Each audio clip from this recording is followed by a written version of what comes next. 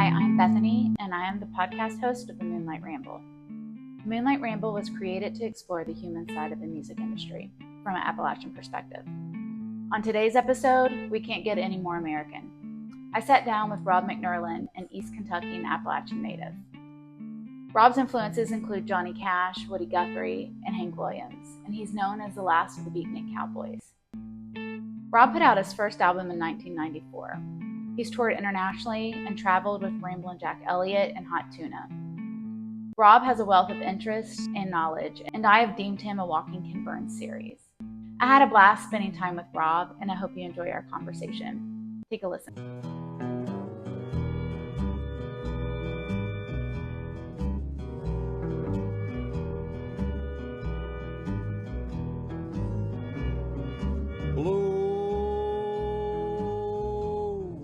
Whistle blow, shovel the coal, let the rattlers roll, blow, blow, blow, whistle blow, rambling on my mind, ain't got a dime, I'll ride the blind, blow, blow, blow, whistle blow, hey.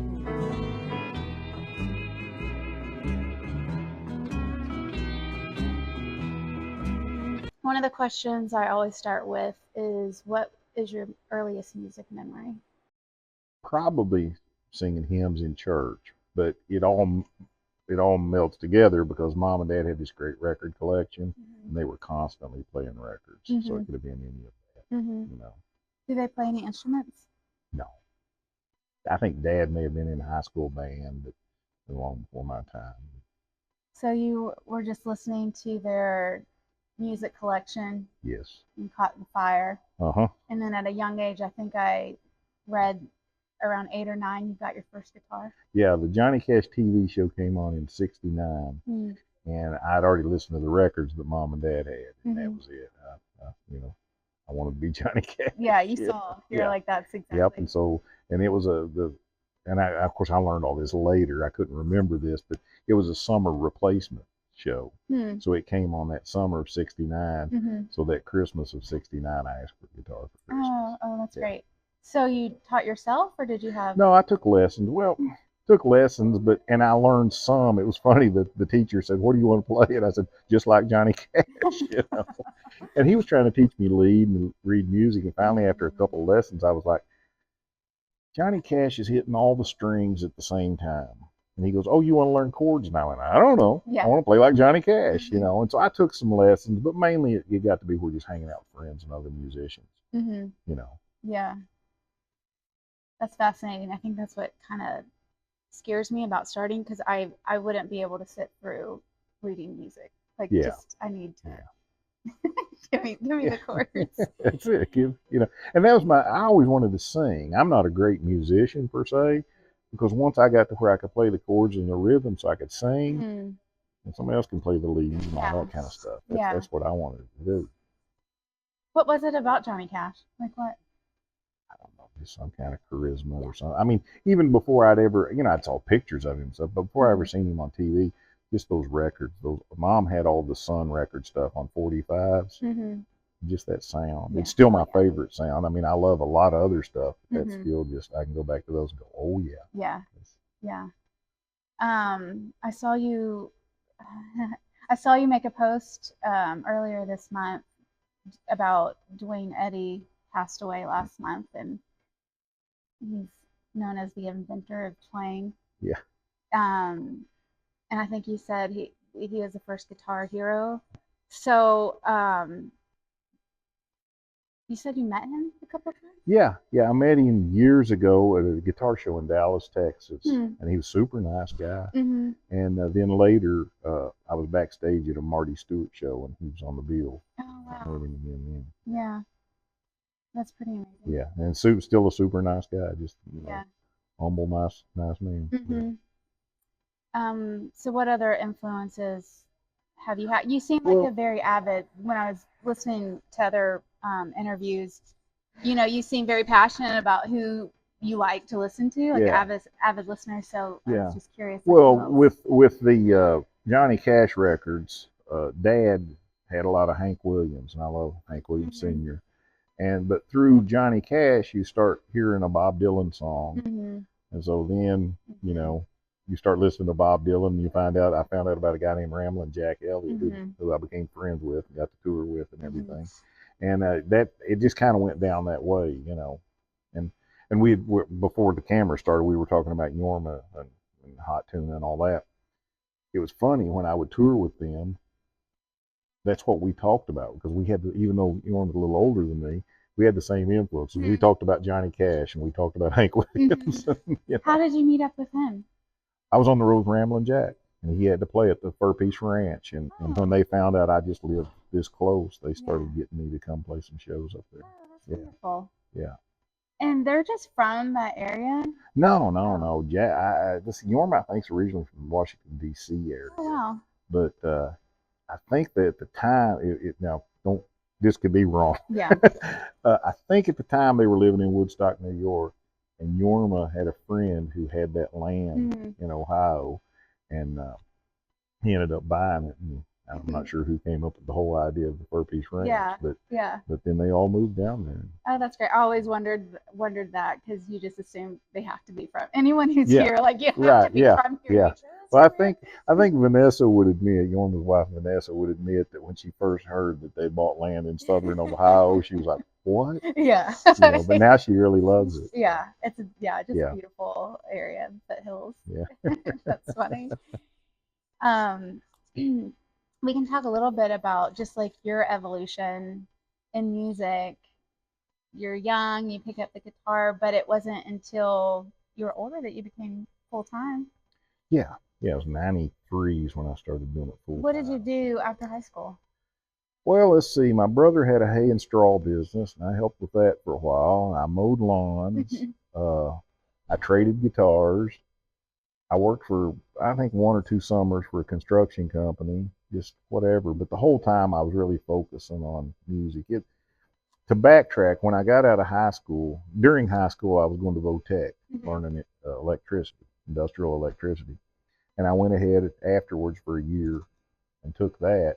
Well, my dad was an electrician in a steel mill, and he already had it worked out, but he had a job for me and everything. And one just cold, rainy morning, I was sitting.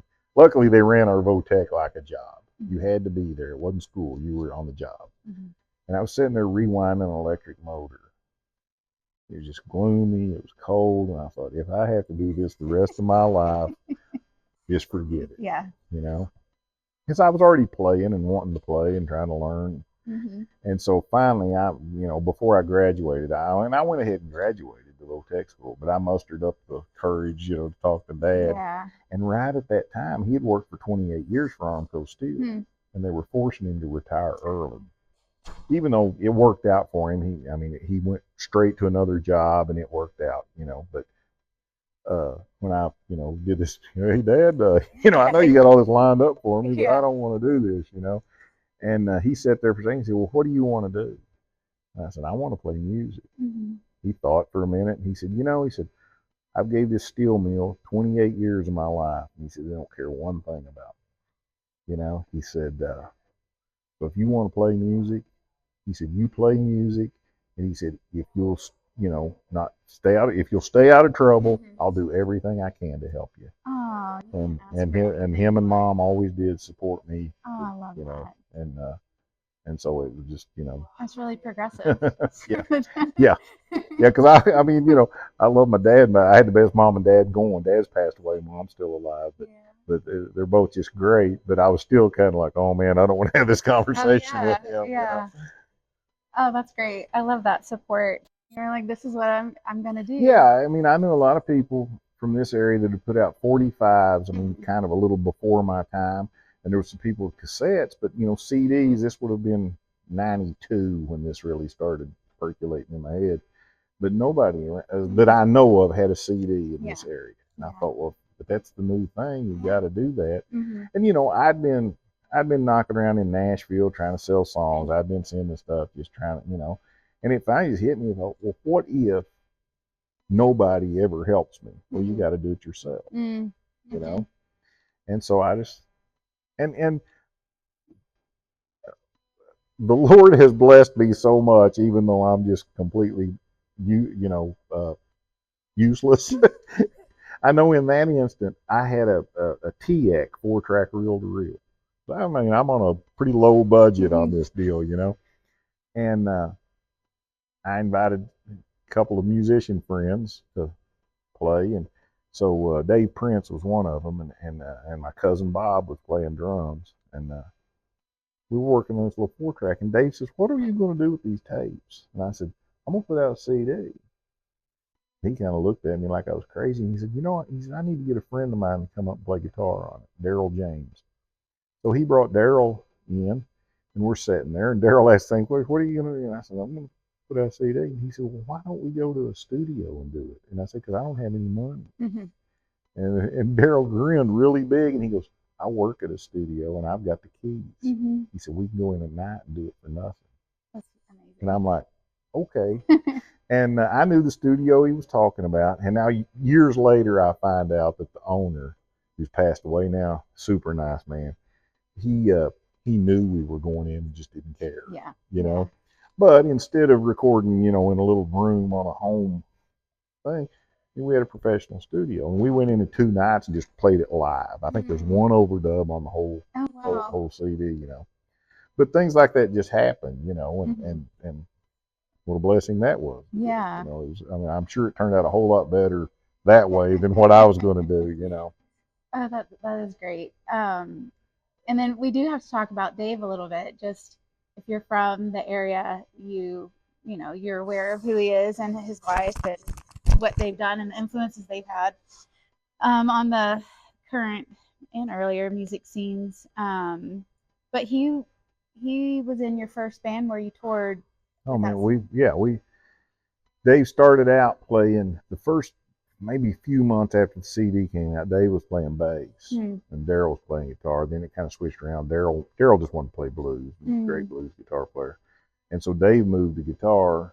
And yeah, but me and Dave played together from '93 till, I'm trying to think, maybe 2008 or something. I mean, how did you meet him? Do you remember? At a flea market. Like the hillbilly flea market? No, there used to be a flea market over in Canova, West Virginia, and a friend of mine who traded guitars, Delton guitars. I would just go over there on Sunday afternoons with him, and Dave and Teresa came through one day, and I met him, and my buddy was already friends with Dave, so then I would see him at my buddy's music store, and so we started playing some together. And then I want to plug this story because it's pretty cool. That Teresa was, is she still teaching? I don't know. I think they're both still teaching, as far as I know, yeah. And one of her students, who's well known now, heard you and Dave. You came into the classroom, and your music. He played your music, and now he's, Grammy nominated. Yeah, I know. Yeah. Dollar Childers. That's pretty amazing.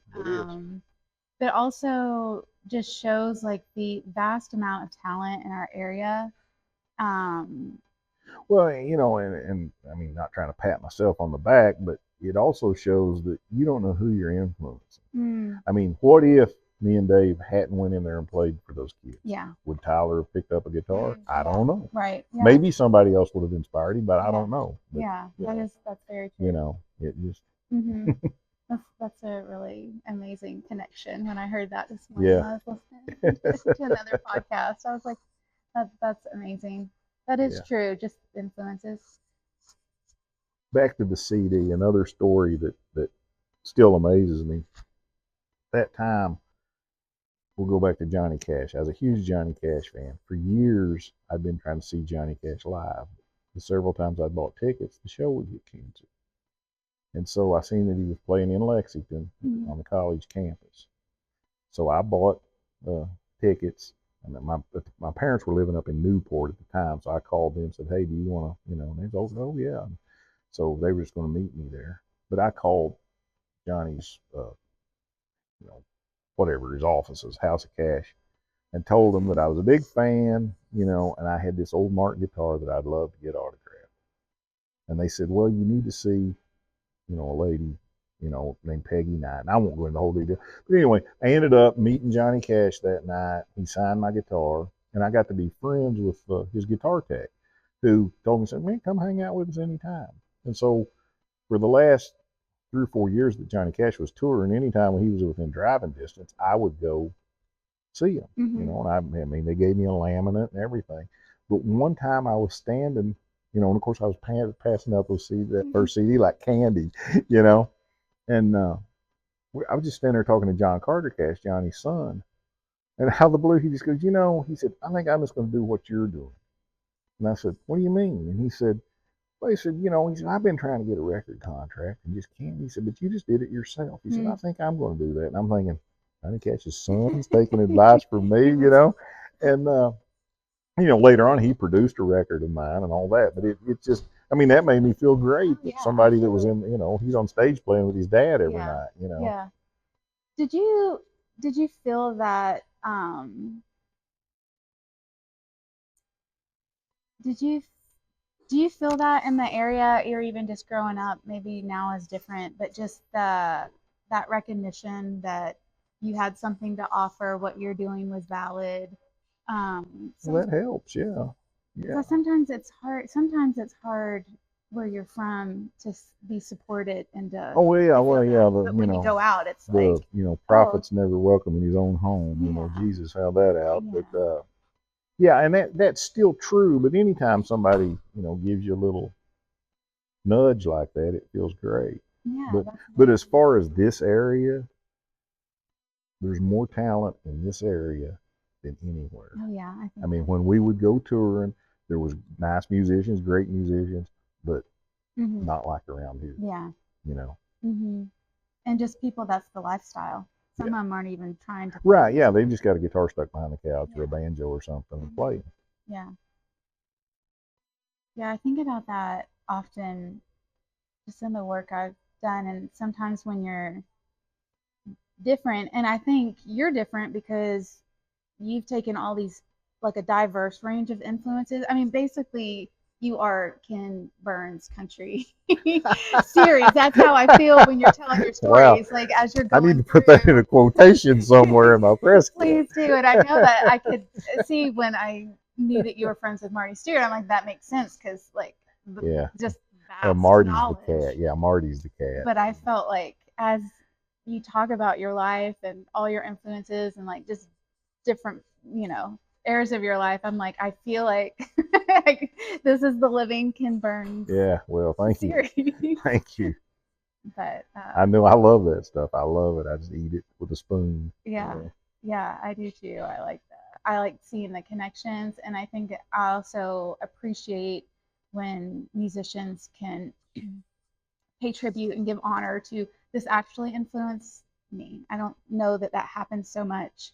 Or maybe there's just so much music now, it's harder to see those connections. But yeah, maybe. Yeah. I appreciate when people know I'm doing this because of who came before me. Yeah, yeah.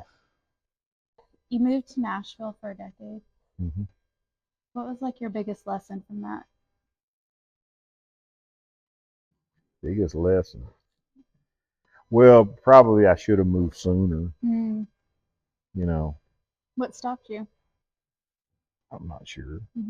I really don't know. I was knocking around. I was playing all the time, so maybe I just didn't feel like I don't know. That's a good question. I wish I knew the answer to that. Stupidity? I don't know. Or I'm really not sure. But yeah, I should have moved down there sooner. Did you have weekly set gigs? No. Now I played you know, Kenny Vaughn, Marty's guitar player, as soon as I got down there, he said he took me and introduced me to some places, and we could play there about whenever we wanted. How did you meet Kenny? And I'm asking because I just saw Marty Stewart for the first time in Lexington. Aren't they great? And yeah, I was just felt honored for one to see Marty, but then Kenny Vaughn blew my mind, and Chris Scruggs was amazing. All of them. I mean, it's the most talented band going. All of them Yeah. can just, you know, I mean, you know, Harry most of the time is back there playing drums and singing backup, but he's a great guitar player, great songwriter, great singer. You know, it's just, and Chris can play anything. Oh yeah, he was very enthusiastic. But I met Kenny through Marty. You know, I had met Marty like a million years ago, right when he was really, you know, top of the heap. You know, back then all the country stars played at Camden Park. Yeah. You know, so I met him then, and he wouldn't remember that. Yeah. But then, when would it have been? It would have been in the 90s sometime. We had a show at the Paramount called the Highway 23 Jamboree. I was one of the hosts of it. And it was always just local people and then one Nashville act, you know, or big name act. And Marty was on there, and that's when he remembers me for the first time. You know, and that's when I met Kenny for the first time. No, you know what? Actually, me and Kenny talked about this. I had met Kenny, I think, a little before that, because before he was playing with Patty Loveless before Marty, and they had a thing on the river over in Ashland, and we opened for Patty Loveless. Oh, wow. And Kenny and his future wife Carmela was both playing in the band. Oh. And so that's probably when I met Kenny, but we don't really remember it. Yeah. That's pretty neat that, well, Ashland kind of being a great stop along the path, and what phenomenal musicians stop through, just the opportunities for. Well, a funny story about the river. So years after that, Marty was playing down on the river. And I called up the powers that be that was booking it and said, hey, I'm friends with Marty. I'd love to open. And they were pretty adamant that there was no local acts going to be on the big stage. Okay. And I said, well, you know. Regatta? Yeah. You say river. Yeah, okay. Yeah. Like, and some other river. And so I was like, well, you know I live here, but I've played in Australia and I played in England, and so I really, all over the States, I don't really consider myself, well, there's no local act. So I'm sitting backstage, you know, early in the day. Well, it was funny. The whole day was just great, because I go and watch the sound check. And so before the sound check, Kenny goes, any place around here that sells Western wear? And I said, yeah, right across the river, Wade's. And he goes, after the sound check, could you take me over there? I said, sure, you know. So they do the sound check, and so then he goes, you have room in the band? Everybody wants to go. And I said, yeah. And so Marty and Chris wasn't playing with him then. They had a different bass player at the time, but Paul Martin was playing with him. And so we all pile in, and Harry and everybody, we go over to Wade's, and they buy cowboy hats and boots and all this. So still there, right? Yeah. I might go when I leave here.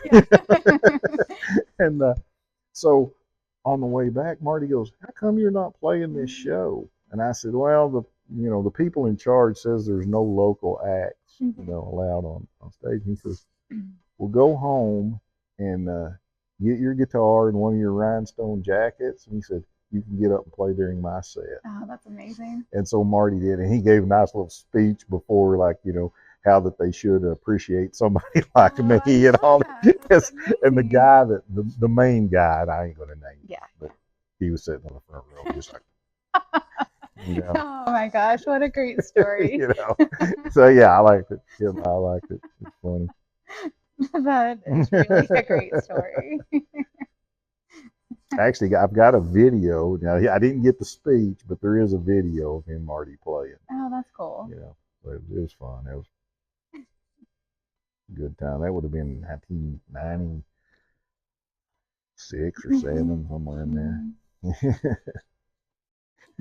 Before we started, we were talking about you know, looking up the musicians and, you know, whether we should or shouldn't, and the things they're going through. Well, you know, now I can't say this for everybody, and I'm like you, I like sad songs. I love it. You know, to me, I'm So Lonesome I Could Cry is one of the greatest songs ever written, you know. And I've got some pretty dismal songs, you know, that doesn't end happy at all. But when I was writing them, that was just a good form of therapy for me, you know. I mean, and it helped me get through, however, you know. Yeah.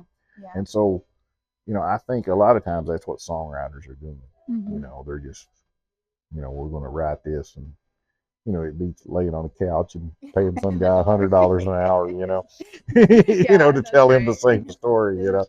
Yeah. Is that how you still write? It's maybe not so consistent, just when you feel led to? A song pretty much has to slap me upside the head Yeah. anymore. You know, used to be I wrote, you know, I was young and hungry and had all these big dreams of grandeur and all that.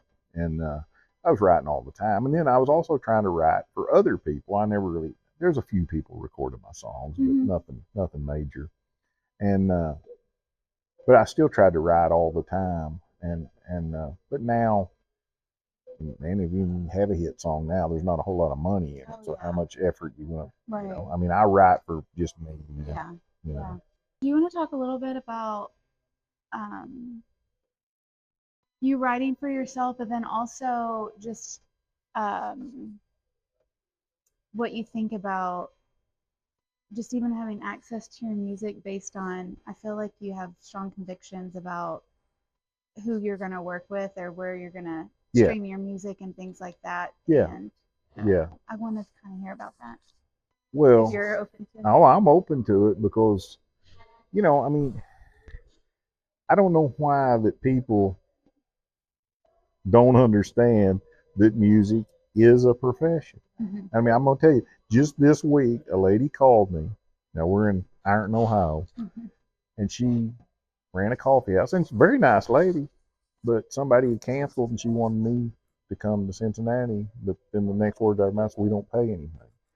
Well, you know, do you ask the plumber to come and, you know, I don't, you know, I mean, a friend of mine said, well, you should have asked her since you ran a coffee house to bring you a coffee for free. Oh, yeah, you know? Sure. But I mean, I'm not, I try, you know, and I don't think it's people being mean or anything. I just don't think they understand. And for some people, maybe, you know, they need that kick of going and playing, you know. Yeah. And that's fine too. Yeah. But yeah, I mean, you know, trying to make a living at it, you really, I mean, it's just like the whole deal with streaming. Yeah. I pulled everything off of there because I thought, you know, if I want to give my music away, I want to give it to who I want to have it, and somebody else not making money off it. Right. Not that Spotify or all those people is making a ton of money off of Rob McNurlin. Yeah. But if everybody would just say, no, this is ridiculous how much money you're making and how little bit we're making. If everybody pulled it off, they'd either pay more money or they'd just fold up and we could go back doing it how we used to. Exactly. Yeah. You know, but have you been able to find, are there any other platforms out there that's more equitable? Yeah.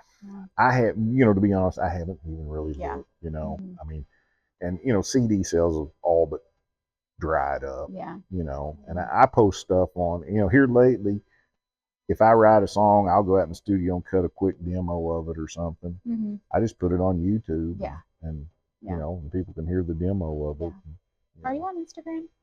No. Just Facebook? Yeah. And it, you know, I'm old.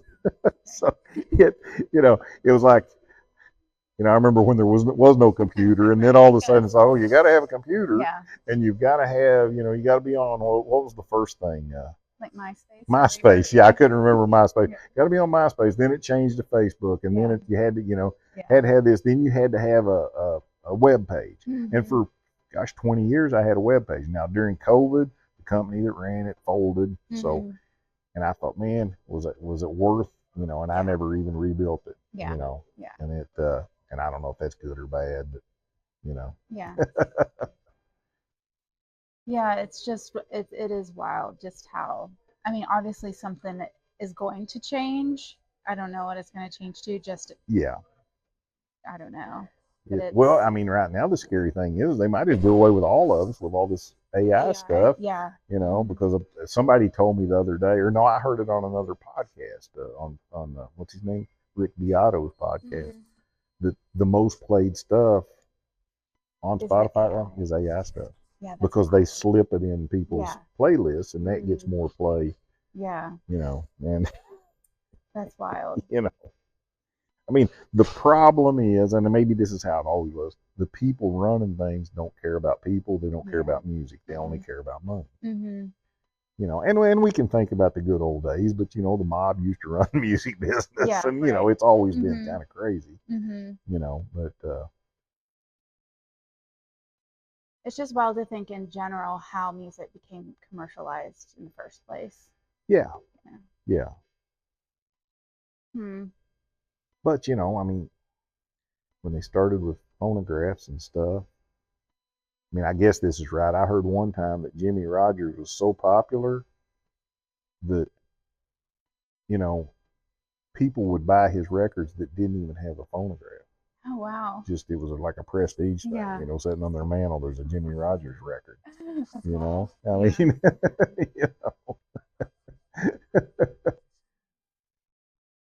you know, back then there was. I mean, how did you even advertise that stuff? Yeah. There was a catalog, a Exactly. record Yeah. catalog, and Mhm. you know, some, you know, touring, Mm-hmm. you know. That's true. Yeah. Um, another thing that's pretty fascinating is just talking about bringing musicians to the area. Um, that I don't think the community, I mean, there's a sure appreciation, but isn't appreciated enough. But your Rob McNurlin Ranch Party, I've been Oh watching a yeah, lot of the yeah. videos. Oh, we had a blast doing that. And the fact that you had, you know, a lot of people that you have these closer connections to, Yorma, Oh Rainbow Black yeah, yeah. Elliott, They were all just John like, Carter oh yeah, Cash, yeah. They were all just so welcoming. Yeah, we'll just do here in that. Ashland. I'm Yeah, like, that's mind blowing for one, but really great that you have built those connections. It's a great resource. I've been probably this last month, like going through the yeah. videos where I we're, need to post. I don't have all of them posted. I need to yeah, post the rest of yeah, them. that's But, amazing. yeah. Oh, it was a great time. Yeah, and it was It just like the wore Highlands me out. Museum. Yeah, it Yeah, wore me out. yeah, You know, it's like, hmm yeah. Hmm. but it was fun though. We had a good time. Why did you start that? Like, what was the idea? I mean, I know the idea Well, obviously, I but what made loved you? the old Porter Wagner TV Hmm. show. And you Yeah. know, another strange connection. I had that. Me and Richard Friley, the guy that I worked for with Court TV, Hmm. we made 3 or 4. Uh, you know, like I can't think of the word now. The trying to get that show off the ground. Hmm. You know, and I know one time we showed one of our original versions to the people at KET, and they're like, "It's just too weird for us." Really? Yeah, and So KET? yeah, yeah. Okay. I mean, you know, and so we tamed it down, and then after me and Richard re-edited and took out all the weird stuff, you know, we're sitting there going, well, this show ain't no good now, you know. Yeah. So we just okay, KET's not our people, Yeah. you know, and that's not a knock against Yeah. KET, but and so we was just trying to figure out how to do it, you Hmm. know, and finally it kind of came, you know, Hmm. we figured out you had to spend a lot of money is Yeah. what it was, you Yeah. know, and but it happened, you Yeah. know. But during the same time I was planning that, I know that time I was talking about Marty Stewart taking him to the Western Wear store, him and the whole band. As we walked in, there were some wagon wheels. He goes, Rob, you don't have any wagon wheels or none that has any, do you? And I said, I've got some, but I could probably get some more. And he goes, well, I need some for a TV show. And I said, that's funny. I'm making a TV show too. And he's so great, you know. Wow. Yeah. And, so it's just funny. And both of us just watching old Porter Wagner Yeah. shows, trying to copy that, you Hmm. know. Yeah. Well, everyone wanted to copy. I mean, That's that's what right. Johnny Cash had That's to right. do. That's exactly right. You know. That even just, yeah. I am a nostalgic person in general, and I don't, um, I think I was just born for a different era, but I do I feel the same I way as I was. appreciate that entertainment. I don't know if slow entertainment's the word, but just quality, Well, it's like movies now. not sensory You know, overload. if you sit down and watch an old black and white movie or even, you know, 50s, 60s color movie or whatever, you know, you watch it. Hmm. Now, if you go watch a movie now, there are so many scene changes It's that, too like in a much, yeah. fight scene, you can't even tell what's going Yeah, on. There's so that's how many I feel. cuts, you know, and it's Yeah. like, well, Hmm. I don't need that. Yeah. You know, I'm nervous enough. I know, it's like anxiety inducing. Yeah, It's like, what's going on? Yeah. yeah. So, but that's how music is too. It's, Yeah. you know, Hmm. and people's attention span is way less, Yeah, that You is know, true. they want a quick fix on everything. Oh yeah, super quick, like 15 seconds. Yeah, yeah. If you don't have them, Yeah. like, whoops, sorry. You know. Yeah. Hmm. I mean, there's still people out there, I guess, that think the way we're talking Yeah. about it. We think that the mass majority know, Yeah. but also the mass majority just does what they're told. Yeah. Yeah. You know, I have a friend that's a songwriter that does nothing but his songs, Mm-hmm. and he said that somebody came up to him one time and said, "I wish you'd play something I've heard before, so I could tell if you were any good," because they couldn't just listen and Yeah. think, "Do I enjoy that or do Yeah. I?" They had to be Analyze for told. themselves. Yeah. Oh, that's really interesting. And now, how many people are like that? This is true. You know. Yeah. Well, I wish I you. could start a book on all the things that's been said to musicians. Yeah. It's really like disheartening if Yeah. you think about. Well, somebody here a while back, you mentioned Tyler Childers. Somebody posted a video from just 5 years ago Mm-hmm. of Tyler playing. Nobody was listening. Tyler's there playing. Yeah. You know, now he's still Tyler, Oh, yeah. but all those people hadn't been told that they're supposed to love Yes. Tyler. Yeah, that You is know? true. Mhm. Yeah. What's the story about the classical violinist playing the Stradivarius? Oh yeah. Yeah, Yeah. he sold out. He sold out. Carnegie Hall or whatever, Yeah. and either People the just night walking before, by. Yeah. and they're walking by and he's playing for tips and nobody cares. Yeah, I haven't. You know. Yeah, that's really fascinating. I haven't connected that. That is very true. So it's all in the. I don't know. It's in the presentation or what people's been told, or Mm-hmm. you know. Mm-hmm. Which is really sad because like when you like listen to your like when you're intuitive and you listen to that, then you know, like you just know. Yeah. Like I have no background Yeah. and know nothing about music, but I can say I like that or that. That's how I always but, was. yeah. If I read in a Guitar Player magazine or something a name back then, you'd go to the library. When if I read in Guitar Player or something about somebody that seemed like they would interest me, Yeah. I'd go see if I could find that record at the library and check it out. And a Mhm. lot of people, I went, oh yeah, I like this. Yeah. Mm-hmm. I remember I used to buy a Guitar Player just because it didn't matter who was on the cover. Mm-hmm. A guy named Ry Cooder was on the cover. Yeah. Never heard of Ry Cooder. They had an album called Boomer Story at the library, and I was like, oh man.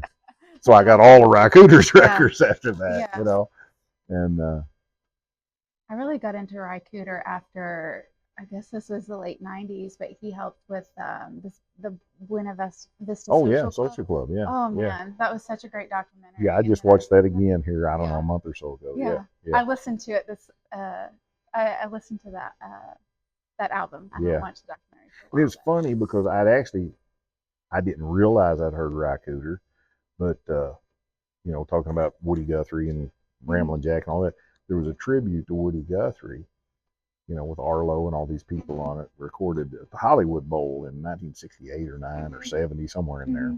And Ry was in the band playing guitar on that. Yeah. And now, after I learned who Ry was, you can hear it's his playing, those slide playing. But just, that's neat. So.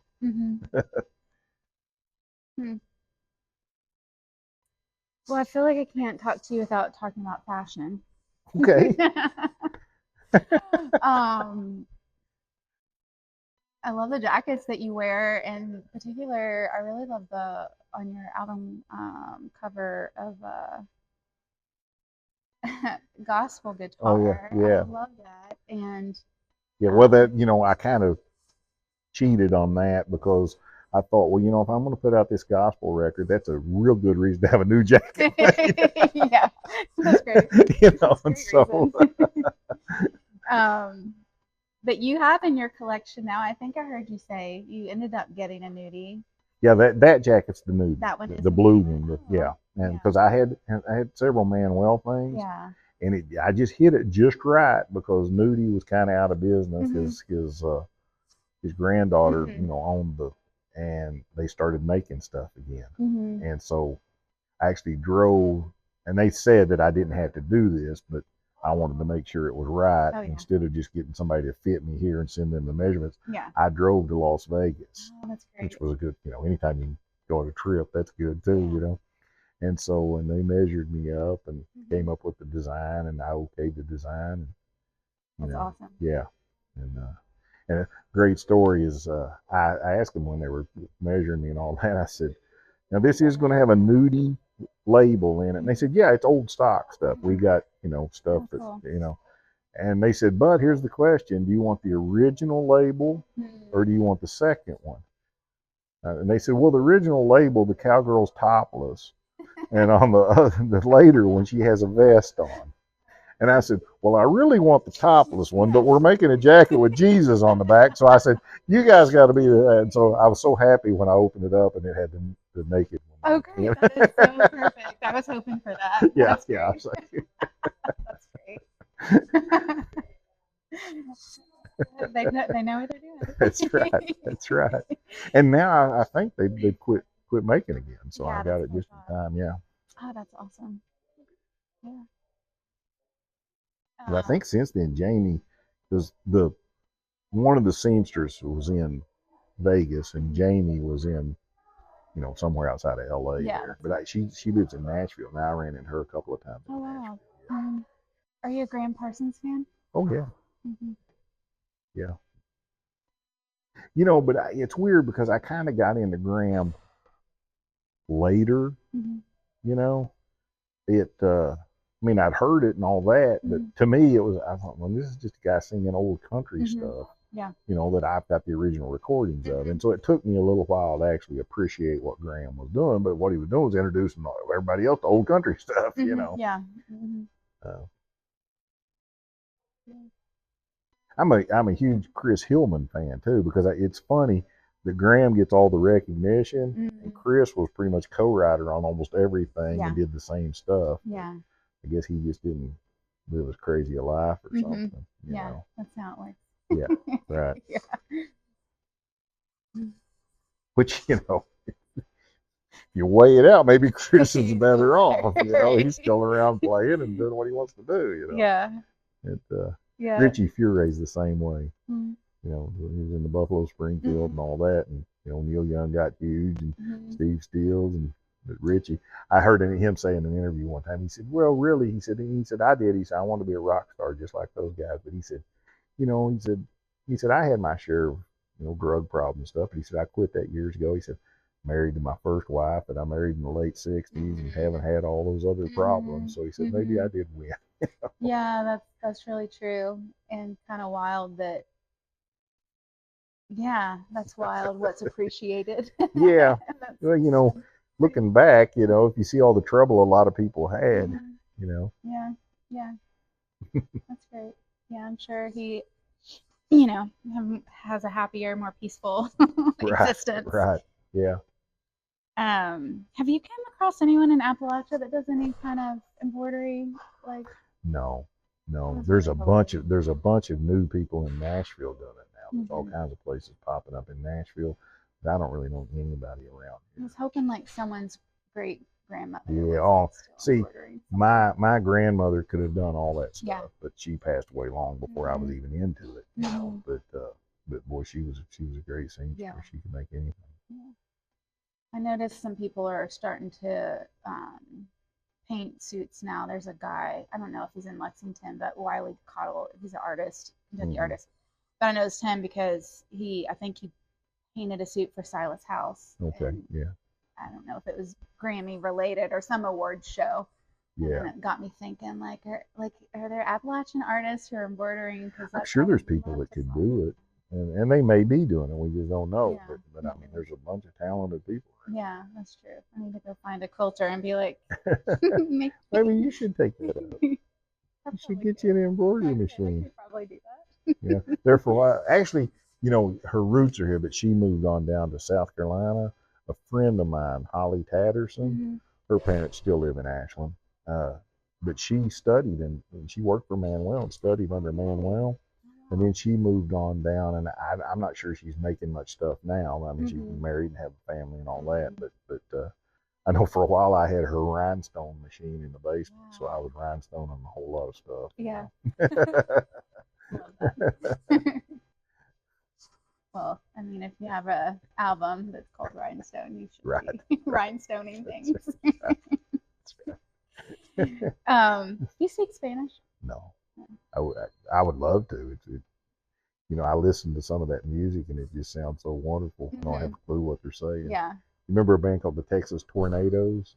No. Okay, well, it was, Flaco Jimenez, Yeah. accordion player. Yeah. Well, Flaco was in it, and Freddie Fender, the country guy, yeah. and Doug Somm, that was in the Sir Douglas Quintet. Well, they were great, but I had a copy of their first album, but it was the Spanish release because they were all singing in Spanish because they all could, and I used to love listening to that. I don't have a clue what they were saying. Yeah. But, I noticed I asked that because in Cowboy Boots. Yeah, I've slipped a few words. Yeah, I've slipped a few words in that I know. Yeah, just a few. That's from listening to Marty Robbins records and and that kind of stuff. Well, there's a great song too, and Dylan's cut it 2 or 3 times, called "Spanish is the Loving Tongue," and it uses that. That's probably where I picked that word up, because a part of it's "mi amor, my corazon," whatever you pronounce it. That's the hillbilly pronunciation. Yes, that's right. I love the idea of Beatnik Cowboy. In fact, when I talk about you, I just say the Last Beatnik Cowboy, and you should just know who that is. Well, see, Dad always raised horses, so long before music, we were cowboys. I mean, I have pictures of me and my brother just cowboy to the nines, when we were like 3 and 4 years old, and so we were always around that. Yeah. And early teens, I kind of rebelled against it a little bit, but then I was like, nah, this is the deal. Yeah. So, just based on like your own songwriting, have you always been like, were you always into poetry? Like, how did you, or was it the introduction to Dylan and maybe other poets? Like, where did the Beatnik that? Well, it came from that. Yeah, because I was into music way before I ever, knew anything about those people. But through Dylan, I heard about Jack Kerouac and all that. And that, it's just what you do in folk music. You just steal stuff, That's right. So, true. So I had a big Ramblin' Jack fan, and of course I like Dylan and like Jack Kerouac. Well, at some point in some interview, somebody called Ramblin' Jack the Kerouac Cowboy. And I thought, man, that sounds cool. Yeah. Well, and then there's an Arlo Guthrie, and they also called Ramblin' Jack Last of the Brooklyn Cowboys. But I didn't know that was a Jack thing because Arlo had stole it and called one of his records Last of the Brooklyn Cowboys. Oh, yeah. And then I found out later that came from Ramblin' Jack too. Well, I just mixed it all up. I thought, well, Kerouac Cowboy. Kerouac came up with the term beatnik, so we'll go with Beatnik Cowboy and Last of the Beatnik. So I just stole it all. Yeah. I love that. Because I know I gave Arlo a copy of that record. He goes, that seems kind of familiar to me. And I'm like, that's great. That's awesome. Arlo's another great guy. Yeah. But then, then I started reading Kerouac and stuff, and some of it I loved, some of it I thought was total nonsense, and part of what Kerouac did, and it's like Jackson Pollock, the painter. I don't think Jackson Pollock was a good painter. He just slapped paint on the canvas. But he conned people into thinking he was a good painter. Yeah. And Kerouac did the same thing. I mean, some of Kerouac stuff I love, and I respect it all, but he conned people in. And so that's kind of that old Sideshow Carney kind of thing, saying, hey, you're missing out if you don't take this in, Yeah. Yeah. Because I've always been fascinated with carnivals and sideshows and that kind of stuff too. And actually, I'm kind of working on having one, but that's another story. Is this a new project? Yeah, well, it's been an ongoing project. I started accumulating stuff, and I ended up with Hank Snow's toupee. Are you kidding? No, I'm not kidding. When I was living in Nashville, I heard that this lady had a set of bull horns that hung in, and when I was living in Nashville, when I first moved down there, I was staying at JT Cure's house. JT plays bass for Chris Staples. Yeah. And so, and Chris, he had already wrote hit songs, and then with the was it the Time Jumpers? Not Time Jumpers, the Steel Drivers. Steel Drivers, yeah. And but he was in and out at JT, so I got to meet him and everything. But at the time I started playing with a steel guitar player named Caton Roberts. Mm-hmm. And Caton had played for 31 years or something with Hank Snow on the Opry, and played on like Hank Free records, and played on some of Marty's records. And so I ended up staying with him. So he had all kinds of Hank Snow stories. But so I heard this lady had a set of bull horns that lit up, that hung in Hank's office. And so I tracked her down, and she goes, "Oh, I've already sold those." I said, "Would you have any other Hank Snow stuff?" She goes, "Well, I got this big cowhide chair." And I said, "I don't have any place to put that. I'm all but homeless." Yeah. And then she looked at me and she goes, "I've got one of these toupees." And I was like, "Now you're talking," That's great. And so my uncle built a little display thing, and it was weird because in the box with the toupee, there was some keys, there was some unsigned checks, Hank Snow Enterprises or whatever it said, and there were some bullets. And there's stories about him trying to shoot his son and stuff like that. Yeah. So anyway, I put all of that in a display case. And at the time, a guy in Decatur, Georgia, right outside Atlanta, had booked me and Caton to come down there. And it was because of Caton. He loved Caton steel playing. And but I was handling all the business stuff. Caton's like, "You work it out with Rob and I'll come play." And because Caton at the time was probably 74, 73, something like that. And so just in talking to the guy, I said, "Hey, I know you're a big music fan." I said, "I got one of Hank Snow's toupees." "You're kidding me." And so we talked about that. Well, he calls me about 2 days later. He goes, "Any chance you could bring that toupee and display it?" And I thought, well, I hadn't thought of it. So I said, "Yeah, I'll bring it." And so I called my uncle, who's really crafty, and he makes a display case for it. And I have a friend of mine that paints race cars and stuff, paint it all up on the outside, looking kind of carnival-y and all that. So it's funny. So the guy calls me back and says, "Are you for sure bringing the toupee?" And I said, yeah. He goes, "Okay." So when I get the posters, he sends me one of the posters. It's funny. It says, "Rob McNurlin and his Beatnik Cowboys featuring legendary guitar player, steel guitarist Caton Roberts. Also added bonus attraction, Hank Snow's toupee," on the poster. So then a buddy of mine, who's also a great songwriter, Marlon Brackett, that lives down that way, he calls me and says, "Hey, I'm coming to that show." And I said, "Great." And he goes, "Who's this band opening? Hank Snow's toupee?" And I said, "It's not a band opening, it's his toupee." And I thought, but what a great name for a band, an alt country band called Hank Snow's toupee. That's awesome. And so we started dragging it around. More people got their pictures took with the toupee than they did with us. It was funny. So anyway, I've got other stuff. Caton passed away, and actually Caton, before he even passed away, I told him, I said, "The first time I ever saw you, Caton, this is our first recording session. This is where I called him. I got his phone number, called him, and he came to this recording session. And we're just talking, and I said, "The first time I ever saw you, you were playing the Opry, Hank Snow, of course." And I said, "You all came out in these, kind of Western-looking peach-colored outfits." And he goes, "Son, those weren't peach, they were pink." And I said, "Well, I'm going from a 12-year-old memory, And he said, "Mine's still in the closet. Do you want it?" And I said, "Yeah." So the first time I ever set foot in his house, he's like, "Hey, let me go get that suit for you." And so, but then after he passed away, I got a blue suit that he wore, I think. And then, but by the time I moved back up here, I would go to Nashville, and I'd either stay with friends Jay Jackson, or I'd stay with Caton's daughter and son-in-law.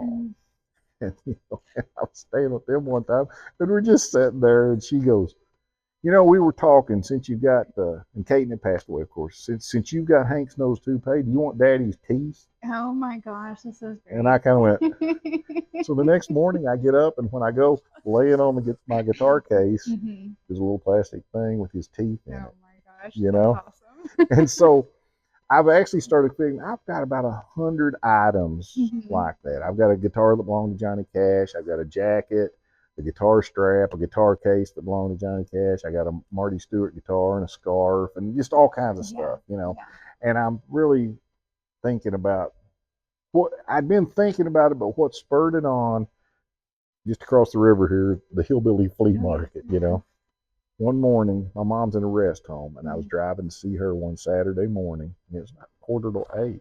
And I look over, and there's a sideshow set up at the flea market. It's like, see the something mummy and the. I pull in, and I'm like, what time do you open? The guy goes, we're open right now.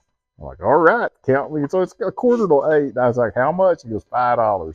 I pay the 5 and go in, and it's just as sideshow as you can be, But they had the cool old posters on canvas hanging on the side of the trailer, and then his wife, who was there, she did a few magic tricks and drove a smell up her nose, and just anything you'd want to see. And I thought, man, I got to get my sideshow going. Yeah, you should. Yeah, I so like that. so that's one of my new things. If you can't make it in the music business, at least I'll still be in show business. Just start collecting random musicians. So if you know anybody out there that's got any musicians' body parts or anything like that, I do have a line on some fingertips, but I haven't got them yet. But Oh, I can't wait to see this. That's great.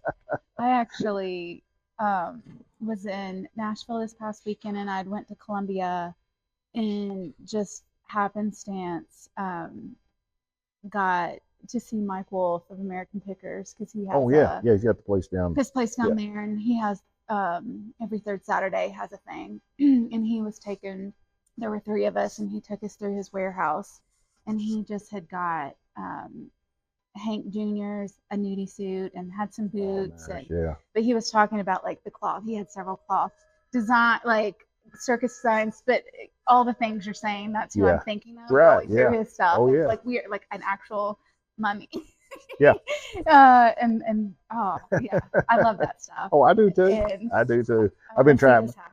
I've been trying to convince my little great nephew that he needs to just go on the road with me, and Yeah. he's kind of teeter. Of course, he's only 13. He just turned 13 a couple of weeks Mhm. ago, and it's like you can. He's trying to be, Yeah. I don't know, Well, I had salesman, but Yeah. I had great uncles. Now this was before my time, but I remember the uncles. 2 or 3 of them they rode motorcycles in the Wall of Death in the carnival, Yeah. around. Mhm. And then another one, when he was just like 10 years old or something, he ran away and joined the circus. Are you serious? And they couldn't find him. And I mean, his parents actually had to go, if they found a dead child, they would go make sure it wasn't him, And so finally, 6 or 8 months later, they found him, and the circus had hired him to take care of the ponies, and he was living in the pony stall. And they said he had real long hair and it was all matted together, so they shaved his head and took him home. Was he happy to be home? Probably not. I know, that's I think actually he's one of the ones that left again to ride the motorcycles in the Wall of Death. Gosh. So I come about it honest, and plus I'll blame Dad too, because one evening Armco Steel was right across the river there, and there was a Hills shopping center. Oh yeah, Hills. Yeah. And when I was maybe, I'm going to say 8 or 9 years old, Dad comes home from work and he says, "Everybody get in the car. We got to go see something." Like, okay. So me, Mom, Dad, and my brother. My brother was 3 years older than me. We get in the car. We go down, and there's a tractor trailer parked in Hills parking lot. Bonnie and Clyde's death car. So I don't know what it costs to get in. Yeah. But we go up this little aluminum steps into this trailer, and there's a little history thing of Bonnie and Clyde. Of course, I didn't read it. I was 9 years old. Didn't care about that, But then it had like all the suitcases, guns, everything that was in the car as you walk through. And then there was the car just riddled with bullets and blood stains on the seats and all that. And I thought, this is the greatest thing ever. Can you imagine how cool it would be to make a living, just driving this around and taking people's money to see it? Just stopping wherever. Yeah, find a parking lot. That's amazing. So Yeah, it's just. I just it's ate in up your blood. all that stuff. Yeah. I just loved it. It's great. And Dad loved to travel. I mean, I got that from him. Mm-hmm. I mean, I don't really care where you're going as long as you're going. Yeah. Yeah. I know one time I was on the road with Ramblin' Jack, and he said, "If there's a side road, take it." That's great. Yeah. And is that more of the hippie side of? I don't know. Gypsy. I don't know. Gypsy, definitely. I don't know about I know I mentioned Court TV. One time I was working for Court TV, and we were in Maine. No, we weren't in Maine. We were in Massachusetts. And so when the trial was over, I helped pack all the equipment up, and usually we would just follow. I said, "Guys, y'all go on." I said, "I'm going to go over to Lowell, Massachusetts, and visit Jack Kerouac's grave." And I said, "No, I'll be, home someday." And so after I checked out Kerouac's grave and some of the places in Lowell that he was supposed to haunt and all that, I just got thinking. I thought, wonder if you could drive from Lowell, Massachusetts to Ashland, Kentucky without getting on a highway. You just about can. Oh, that's great. There's a couple, I stayed on 2-lane roads. Every now and then, one of the 2 lanes would go on a highway for about a mile or something until it cut off again. But until I got to Charleston, West Virginia, I was on 2-lane roads. And of course, I knew everything in Charleston, so I just got on the highway and come on home. But did you see anything? I did. It was just great. That's where I bought this ring. But the weird thing about this ring, we were on tour, and it was me and Dave and Teresa and Les Worley was playing bass with us. And I had bought way too much turquoise. And we got to Oatman, Arizona, which is a ghost town turned into a tourist attraction. And we went in the shop, Oatman. Oatman, O-A-T, Oatman. And it right outside of Kingman, not too far. But it's on old Route 66, because that's what our tour was. We played all the way out Route 66, But so I seen a ring like this, but I'd already spent too much money, And so I got the guy's number and stuff, and like, maybe I'll order that. So then we went and worked for Court TV, so I had a pocket full of money. So on the way home, somewhere in Pennsylvania, I stopped at a flea market. I had 2 or 3 tables full of turquoise, and this ring was there, and it fit me perfect. I thought, all right, I buy this, and I say, by the way, where do you get all of your, turquoise? And he goes, from a guy in Oatman, Arizona. Okay. And so I don't know if that's the same ring I'd seen a year earlier. I like to think it is. That's great. That's wild. Yeah, I love stuff like that. Yeah. That's great. Well, Jack Elliott was right. That's right. If there's a side road, take it. Yeah. It's wild.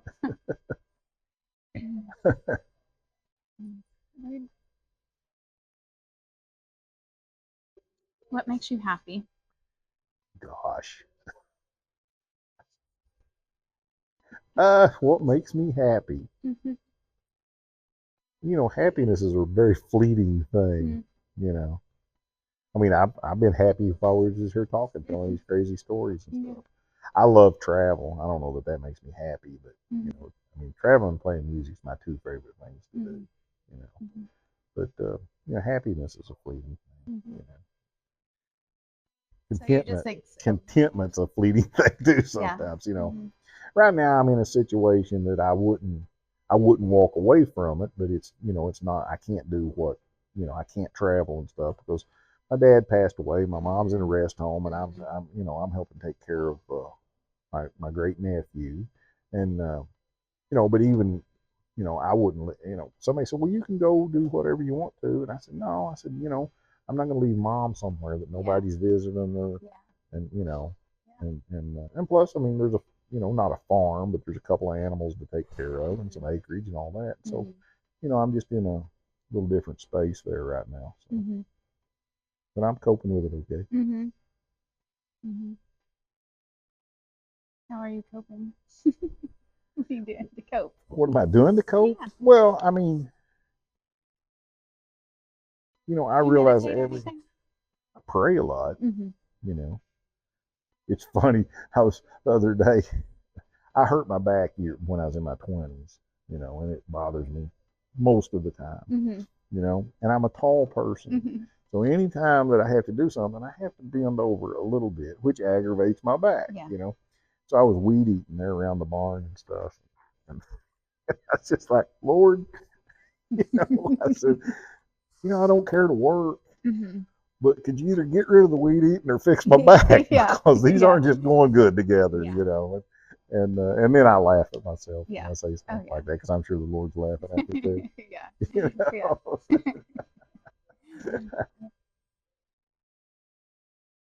But I really, the older I get, the more I realize this is, we're just passing through here. This is just, just passing through. Yeah. Just be ready for the next one. Yeah.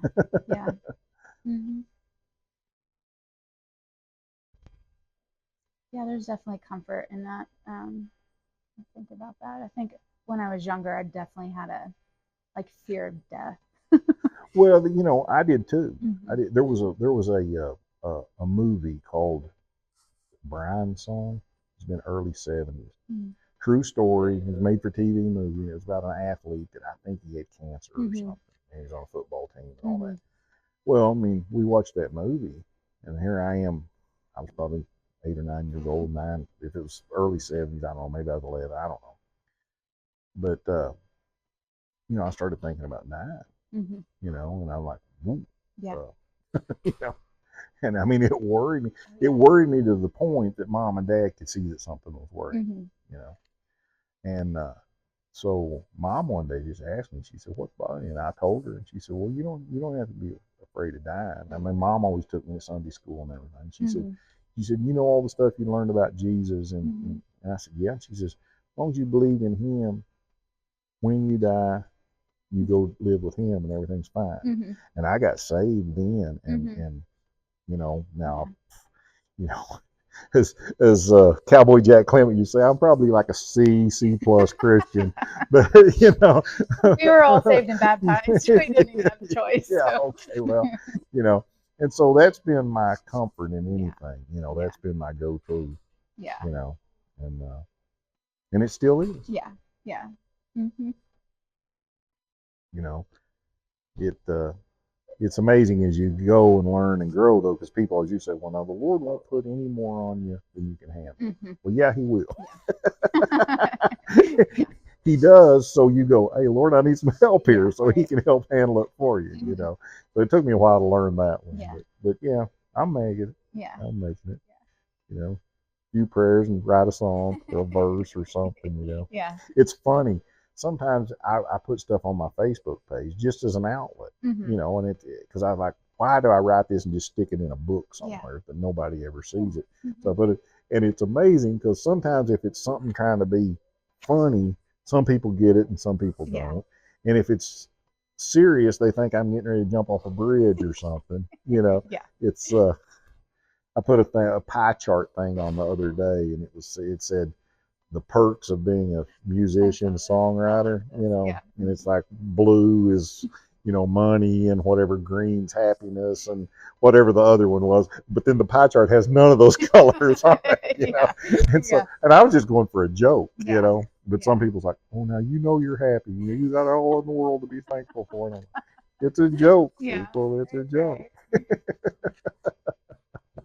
And the recognition that like music's an innate. I think it's innate for everybody, but obviously people have gifts that others don't to even create the music. But I think I say this often, like I don't understand how people don't listen to live music or go to live shows. I don't either. Maybe if you're not raised in church, it means nothing to you. Maybe. But I think if you were raised in church, you're probably going to live music somewhere. Mm-hmm. Yeah. You know, it's funny. I mean, I don't care where I'm playing. The end of my set is a couple of gospel songs, you know? And I've been in some pretty weird situations, but these people know these gospel songs. Yeah. You know? Doesn't matter where you are. In a bar, right. That's right. Bar, yeah, I know. Yeah. There was a guy came up to me one time. They do a thing in East Nashville called Honky Tonk Tuesday. We used to play there quite a bit. And there again, I would always end with a couple of gospel songs. And a guy came up to me. I was putting my guitar up, and they had like 3 or 4 bands. So, you know, there's another band already on stage. You know, I'm putting my guitar up, and he goes, I need to apologize to you. I said, well, I don't even know the guy. You know, I said, you need to apologize to me. He said, well, when you were playing those gospel songs, he said, I was dancing. And he said, a couple people told me I shouldn't be dancing to those gospel songs. And I said, buddy, I said, I don't know how much Bible you read, but I said, King David did a holy dance for the Lord. And I said, so if you feel like dancing when I'm playing gospel music, I said, you dance, and I said, you do it for the Lord. And he got the biggest smile, like he was relieved that he hadn't done something wrong. You know, and I just thought, why do people put all these stipulations on, you know? Yeah, it is true. It's like, stop. Yeah. That's funny. There was a woman that taught two-step who was at Michael's place, and we're just outside. For one, I didn't know cicadas were how they were. Yeah. So that's you have to get used to that. And Yeah. act like it's not existing. That Yeah. cicadas are Yeah. everywhere. But it was some other random guy, but she came up to me and she was like, "Put your coffee down, I'm teaching you." And I'm like, "Oh, I don't dance in public. I want to know. Believe me, I haven't even had my coffee yet. It's like 10 o'clock." And I'm like super anxious. And she takes my coffee and gives it to someone else. And I'm like, "You don't understand." I like get my coffee back. She takes it again. And then she's like showing me just basic like Eastern swing. And a guy beside me, some random guy was like, "I was raised Pentecostal, teach me, I don't know." And I was like, "I think that's what it is." I was like, "Yes, me too." Yeah, And then she right. just taught us like Yeah. some I stuff. can't dance. I wish I could, but I I know, I can't. love to watch it. Yeah, I do That's too. great. And he's not, that thing that Mhm. honky tonk Tuesday, man. They'd be up there dancing. Yeah, I'd be like, man, I need to learn how to I know. dance. Yeah. I was at a festival thing over in Elkins, West Virginia one time, and that evening they were having like a Cajun band and a big dance. So I'm just standing there watching everybody dance. This girl comes up, a lady, girl, everybody's a girl to me, but and she goes, "Come on, dance with me." I said, "I don't know how to dance," and she was Cajun, Yeah. and I said, "I don't know how to dance," and she said, "Oh yeah," and then she gave up on me. Well, the more she drank, the more she figured I could dance. So at one point, she just grabs me and jerks me out on the dance floor. Yeah. But it was funny. It didn't take her long to figure out that I couldn't dance because her head kept hitting the brim of my hat. I mean, hard. Like, bam, and bam. And she was pretty good. And so I'm sure the next morning she was thinking, my forehead's sore right there. She should have believed you. And thank goodness a friend of mine, Kim Johnson, great old time banjo player, good friend. Yeah, I know. Yeah. Yeah. Okay. She did the Modoc Rounders. Is that? Oh yeah, Used to play yeah, with? yeah. That's or right. they might Yeah, still be yeah, together. yeah. And Oh, she's amazing. but she tried to film it, but it was too dark and it didn't come out. And I'm so glad. Thank That you, would have been great. thank you, Lord. Yeah. That's great. Yeah. That's fun. I'll ask you one more question. Okay. Do you have any advice for maybe any musicians who are just getting started? Not necessarily young ones, but maybe someone who might start touring or wanting to tour. Ooh. Well, it's all changed so much. That was going to be my question to the musicians. Are you doing it to play music for the fun of it, or are you trying to make a living out of it? Mm-hmm. If they're trying to make a living, I mean, you have to tour now to make a living. Mm-hmm. I mean, there's no, Yeah. I mean, as far as I know, I'm no expert on it, but the best I can tell, Mm-hmm. the only reason to put out music is just to let people know you're still alive. Mm-hmm. I mean, on my rung of the ladder anyway, Yeah. But, I mean, you have to love it. Mm-hmm. I mean, if you're in it for any other reason than the love of the music, because the business is horrible. Yeah. Do you have a favorite? Oh, go ahead. I can't quote it, exactly, but there's that great quote from Hunter S. Thompson, about the music business. You know that one? Mm-hmm. Yeah. Yeah, it's a long, shallow tube full of, drunks and crooks and thieves and, and all that. And then there's a downside too. Yeah. Right. Yes. Yeah. Yeah. Do you have a favorite venue that you have played in the past? Well, one time Marty got me up to play at the Ryman Auditorium, and I asked Kenny even before I played, I said, "Is there any place cooler to play than this?" Yeah. And Kenny grinned and goes, "Well, there's places that you think's cooler, but they're not." He said, "This is the coolest place." Because as soon as we got done playing, Marty shook my hand. I said, "Thank you so much." And he pointed down. He said, Hank Williams played right here. And I was like, "Yes, I do. Yeah. I know that, You didn't know you were going to play? Did you know? No. Really? Marty used to have a thing. I think this is the first year he hasn't had it in the last 20 years. He had a thing called the Late Night Jam. And it would start off, kind of kick off CMA week or whatever. It's on a Wednesday night. And I would go and hang out backstage, just for fun. Well, I went this one year. It was, I mean, think what year it was. Maybe 2009, 2010, something like that. And it was odd because Kenny was always one. I mean, I'm friends with Marty. I don't want to bother him, but Kenny would always get my passes and all that stuff. And So we was hanging out and and the sound check was over, so I was going to disappear for a couple hours and just go back for the show. And I said, Kenny, I'm going to cut out. He goes, no, wait a minute. He said, I've got to get your passes and all that. He said, you might not be able to get a hold of me when you get back. And so it was the oddest thing because Kenny walked about 10 feet away from me. We're all backstage, and he starts talking to somebody. And I'm like, Yeah. So just in a minute, here comes Marty, and Marty goes, hey, he said, you got a rhinestone jacket and a guitar with you? And I said, yeah. And he says, well, you're going to bring those in with you. And he said, that gospel. So remember me telling you the story about playing over here on the river? Mm-hmm. He said, that gospel song that you wrote that we played, he said, that's how we're going to end the show tonight. Wow. He said, so bring those. Oh my goodness. And so I did, and That's we did. fun. It was great. It was just, that's pretty much, That's amazing. Are you nervous on stage, or that's like your comfort place? No, it takes a little bit to settle down. There's a little bit of nervousness. I think that just means you care enough that you want to do right, But that's why a longer show is better, because it takes me a couple of songs just to get settled in, and But so there's a little nervousness there, That's amazing. You've had an amazing life so far. Oh, I have. Even though it's funny, the pastor where I go to church, he asked me the other day, he said, is there anything you can't do? Mm-hmm.